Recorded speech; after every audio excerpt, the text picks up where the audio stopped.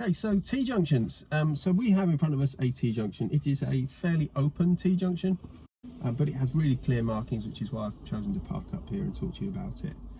Okay, so a T junction is where a major road meets a minor road. Now, the road we're sat on is the minor road because we don't have priority over the other road, which is classed as the major road.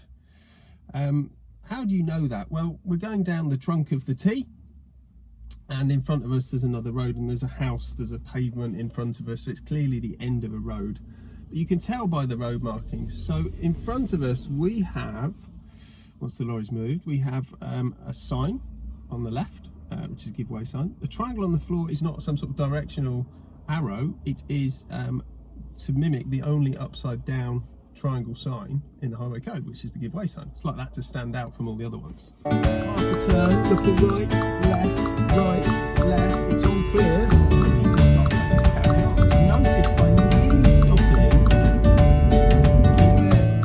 I'm not actually physically stopped, hand at the top, pull it round, keep checking as I go. As if we're crossing, that's all safe, check the name, mirror right, mirror some pass, I'm looking right and left, it's really clear.